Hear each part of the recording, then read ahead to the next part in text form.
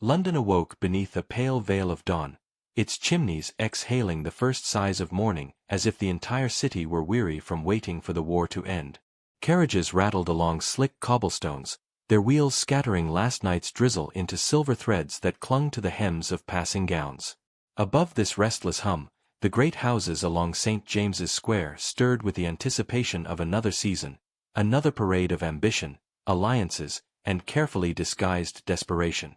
It was in this brittle world, where a single misstep could fracture an entire future, that Lady Amelia Ashcombe made her reluctant entrance into the day. She stepped from her family's carriage outside Almack's, the faint tremble in her gloved hand betraying nerves she refused to acknowledge. At 20, Amelia possessed a quiet beauty that society seldom rewarded. Thoughtful eyes, a mind inclined toward books rather than flirtations, and a manner too sincere for London's sharp-tongued spectacle. Her mother guided her forward with all the precision of a general advancing a fragile line. Today, the Ashcombe name could not afford another stumble. Inside the famed assembly rooms, candles flickered like miniature suns, their glow weaving across silk skirts and polished boots. A string quartet carried a delicate waltz through the air, yet beneath the melody lay the sharper undercurrent of whispers. Amelia felt every one of them. Rumors of her family's declining fortune drifted like smoke, clinging stubbornly no matter how firmly she held her posture. She approached the patronesses with steady grace, prayed for a civil reception, and received instead cool indifference. As dancers took their places, Amelia's card remained conspicuously blank.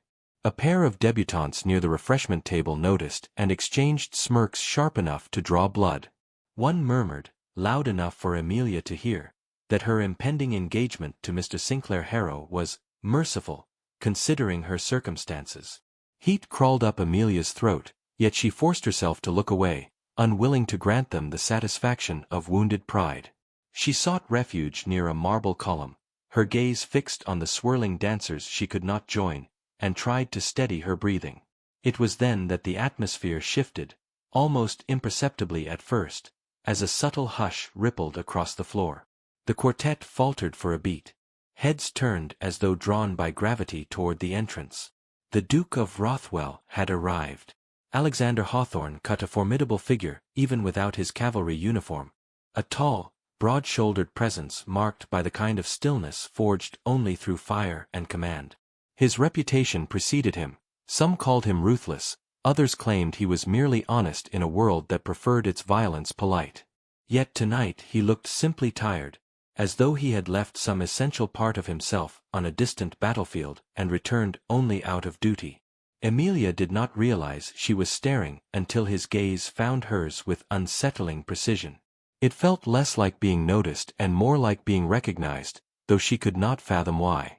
In that brief exchange, something inside her shifted, a tremor of curiosity, a flicker of unwise hope. The Duke crossed the room with deliberate strides, each step scattering whispers as effectively as any sword cleaving a path in battle. He stopped before Amelia, bowed with measured respect, and asked for the next dance. Her breath caught. Every rule of decorum warned her to refuse, yet something in the Duke's expression, a quiet gravity, a hint of wounded solitude, dismantled her resistance. She placed her hand in his. As they moved onto the floor, murmurs flared like sparks along the crowd's edge. The waltz resumed, its rhythm steady, but Amelia felt as though the world had narrowed to a single point where his hand supported hers and his gaze hovered with quiet intensity. His voice, when he finally spoke, was low enough to be mistaken for part of the music. "Forgive my intrusion, my lady," he murmured. "You seemed in need of rescue." Amelia managed a quiet reply, uncertain whether she wished to thank him or accuse him of exposing her. "I assure you, Your Grace, I am quite accustomed to being overlooked." His brow tightened in a way that suggested such a fate offended him more than any insult uttered about himself. The dance ended too soon, and propriety demanded they part, yet neither moved immediately. Alexander released her hand slowly, as if memorizing the moment he was permitted to hold it.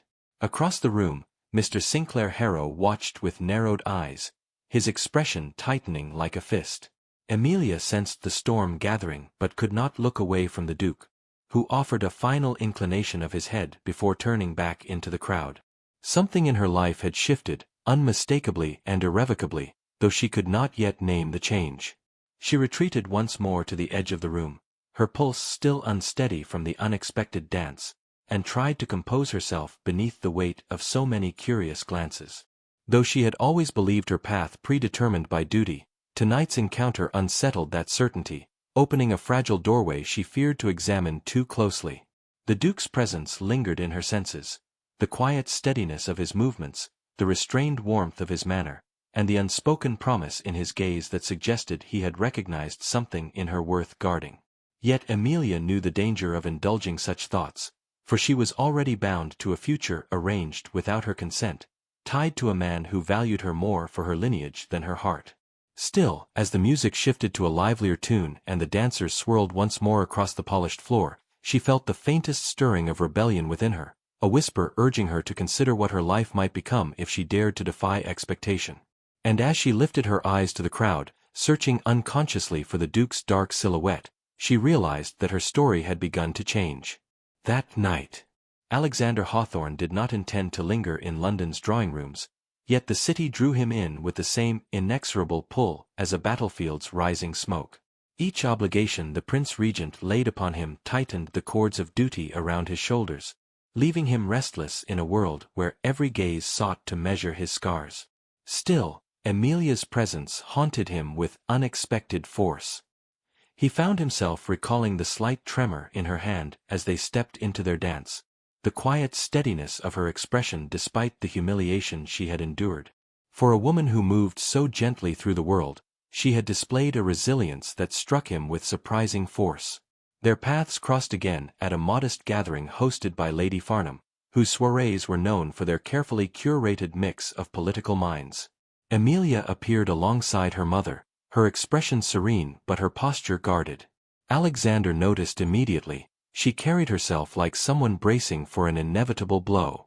He greeted her with formal courtesy, yet there was a warmth beneath his words that neither could ignore. Sinclair Harrow, by contrast, hovered like a sentinel. His gaze lingered too long on Amelia, as though measuring her compliance.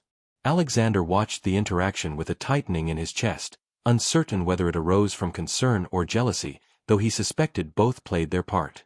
Later that evening, as guests dispersed through the candlelit corridors, Alexander approached Amelia with a small object wrapped in linen. She looked at it with surprise, then at him with hesitation. His voice was steady, though softer than before.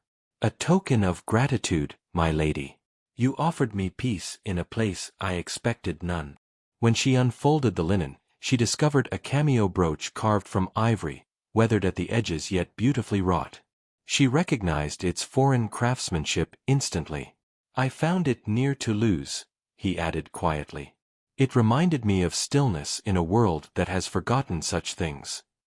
Amelia's breath caught at the intimacy of the gesture, though she knew he meant no impropriety.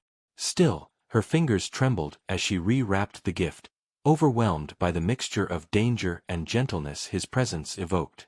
The brooch, however, unleashed a scandal by dawn. Harriet Weatherby, a notorious gossip, claimed to have seen the exchange. By breakfast, whispers spread that Amelia had earned the Duke's favor in ways unsuitable for an unmarried woman. Her mother's fury knew no bounds, while Harrow demanded an explanation in tones that skirted impropriety. Amelia, trapped between accusation and expectation, insisted upon her innocence. Yet even as chaos circled her, she hid the brooch safely within her desk, unwilling to part with the symbol of a kindness she had not known she needed. Despite the scandal, Alexander did not retreat. Instead, he sought Amelia in moments society deemed harmless, a brief conversation near a gallery wall, a shared breath of winter air on Lady Balcomb's terrace, a polite inquiry during a musicale. Each encounter deepened the fragile connection between them. His words remained restrained, yet every syllable hinted at care he struggled to conceal. Amelia found herself drawn to him with a mixture of awe and fear. He awakened long-buried hopes she hardly dared name, hopes that disrupted the dutiful path laid before her. Their most perilous meeting occurred at Vauxhall Gardens, where lanterns glimmered like suspended stars above the walkways. The night was damp with recent rain, and crowds thronged the illuminated paths. Amelia accompanied her mother, who soon became absorbed in conversation with acquaintances, leaving her momentarily alone beside the orchestra platform. A sudden slip on the slick stones sent Amelia off balance, but before she could fall, Alexander's hands caught her. The world seemed to still. Lantern light painted gold across his face, and the brief tightening of his grip revealed a flash of fear at the thought she might have been hurt. The spell shattered when a cluster of onlookers gasped. Amelia stepped back instantly, her face burning with humiliation she had not earned. Alexander bowed his head, regret tightening his jaw. "Forgive me," he murmured. "I acted without thought. But the damage was done." Harrow, who had witnessed the moment from several yards away, approached with icy composure. He greeted Alexander with stiff politeness, then escorted Amelia away with a grip too tight for courtesy. She walked beside him in silence, her mind roiling with confusion, her heart pounding with a truth she feared to acknowledge. By the next morning, London devoured the incident with ravenous delight. Rumors claimed Alexander intended to publicly declare his affection, others insisted Amelia had invited impropriety. The truth mattered little. What mattered was that the gossips finally possessed a narrative ripe for their cruelty. Amelia faced her mother's disappointment, her father's weary silence, and Harrow's barely veiled anger. She stood through each confrontation with composure, but inside she felt something cracking, an internal fissure created by the weight of expectations she no longer wished to bear. Meanwhile, Alexander found himself summoned to Carlton House. The Prince Regent, amused yet irritated by the uproar, warned him that personal entanglements were ill-timed amid delicate political negotiations. Alexander listened with disciplined restraint, yet tension coiled within him. He had faced countless battles without flinching, but the thought of withdrawing from Amelia felt like a defeat he could scarcely endure. Still, he knew the consequences of pressing further. If he continued openly pursuing her, he risked not only her reputation but her family's already precarious position. When he left Carlton House, night had fallen. A damp wind threaded through the streets as though carrying the city's collective whisper. Alexander paused beneath the gas lamps, staring at the faint glow stretching across the pavement. Duty urged him to step away from Amelia for her sake, yet his heart rebelled with quiet ferocity. What had begun as mere curiosity had become something far more persistent, and though he could not predict the outcome of this tangled path, he understood at last that he could not simply turn away. Rain swept across London, as though the heavens wished to cleanse the city of its relentless whispers. Amelia stood at her bedroom window, watching droplets merge and race down the glass, each trail a quiet echo of the turmoil within her. The scandal born from Vauxhall had only intensified, and Harrow's thinly veiled resentment now pressed upon her like an iron clasp. Her mother spoke endlessly of duty, reputation, and sacrifice, while her father retreated into silence that cut more deeply than reprimand. Amelia felt herself being steered toward a cage she had never chosen, its bars forged by politics rather than affection. Yet even as dread coiled around her, a single memory, Alexander's steady hands catching her in the rain-lit garden, refused to fade. 2 days later, she was summoned to the library by her father, who rarely sought her company so directly. The room, lined with dark mahogany shelves and smelling faintly of parchment, seemed unusually solemn. He gestured for her to sit, his expression drawn. "Amelia," he began, "Mr. Harrow has expressed concern about your interactions with the Duke of Rothwell."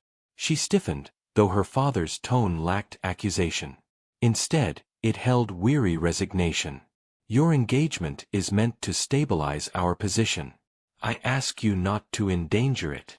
His words were gentle, yet each one felt like another thread binding her to a future she dreaded.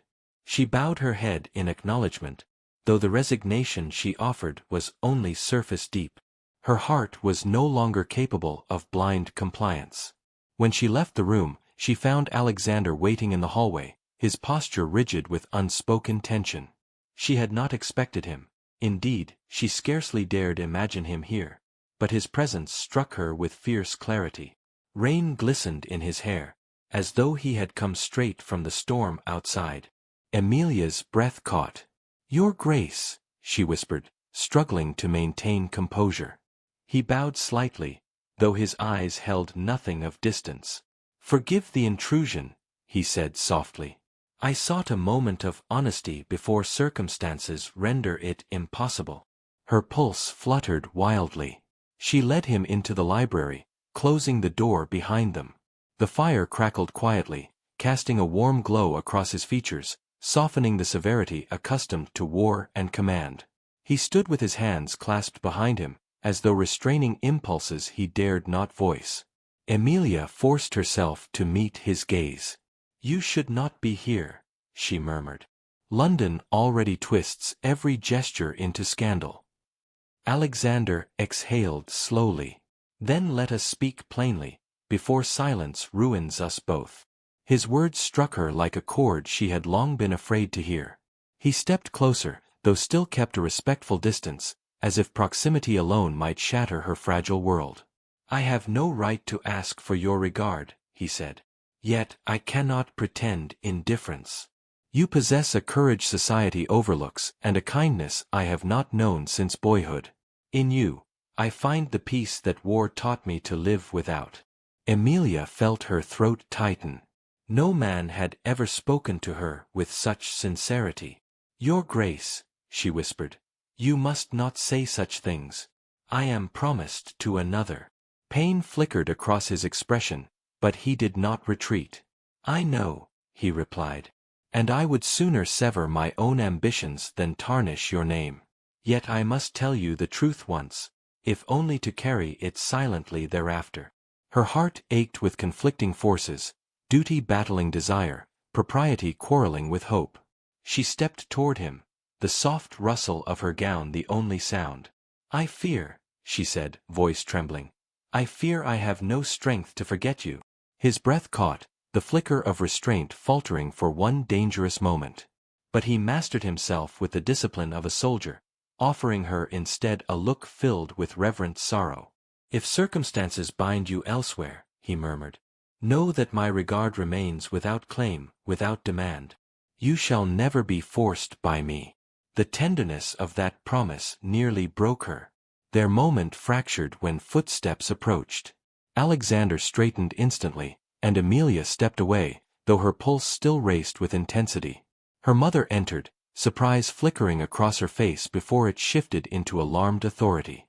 The Duke bowed politely, offered no excuse for his presence, and departed with composed dignity, though his departure carved an ache through Emilia's chest. Her mother turned to her with a mixture of anger and fear. "You are playing with fires that burn reputations to ash," she warned sharply. Emilia did not answer. She already knew the cost of feeling too deeply in a world governed by appearances. The next evening brought an unexpected twist. At a crowded musicale, the air thick with perfume and forced cheer, Alexander approached Emilia with calm determination. Her heart leapt at the sight of him, but she masked her reaction as society demanded. He extended his hand, not to touch her, but to place the cameo brooch upon her palm. His voice was low, careful, each word weighed before spoken. "I must return this to you publicly, so no further scandal is attached to your name." His tone held no accusation, only quiet regret. Those watching misinterpreted the gesture as a withdrawal of affection. Emilia felt her breath falter, but she forced a gracious nod. "Thank you, Your Grace," she replied, though the words tasted like sorrow. Whispers ignited immediately. "The flirtation is over," one matron murmured. "He has come to his senses," said another. Emilia kept her chin lifted, though inside her heart twisted. Alexander stepped back, not out of rejection, but sacrifice. He was protecting her, even at the cost of appearing cold. Later that night, Harrow confronted Emilia with brisk satisfaction. "The matter is settled," he declared. "You will conduct yourself with decorum henceforth." His dismissive tone, devoid of affection or respect, steeled Emilia's resolve more than any argument. She realized then that she was nothing but a political adornment to him. Whatever affection she had tried to cultivate out of duty dissolved like morning frost. The following day, news spread rapidly. Harrow, in a moment of arrogance, had exposed his true motives at White's. Witnesses reported he spoke of Amelia as a strategic acquisition rather than a partner, prompting several influential men to distance themselves from him. His reputation, once polished with ambition, cracked under the weight of his own words. By evening, he withdrew the engagement to preserve his standing. Amelia learned of it with a sharp breath of freedom she scarcely believed possible. Her father, relieved of the political burden, placed the decision firmly in her hands. For the first time, her future belonged to her. The next morning, under a sky washed clean by rain, Amelia met Alexander in St. James's Park. The world around them felt hushed, as though awaiting their decision. He approached with hesitant reverence, uncertain of her wishes. "I will not presume upon your freedom," he said softly. "But if your heart permits it, I would walk beside you, not as the war duke, but as a man who has found something worth protecting." Amelia reached out, her voice steady with newfound clarity. "I choose you, Alexander. Not for defiance, but for hope." And as they walked together beneath the pale dawn, London's whispers finally fell silent, replaced by the quiet promise of a life freely chosen.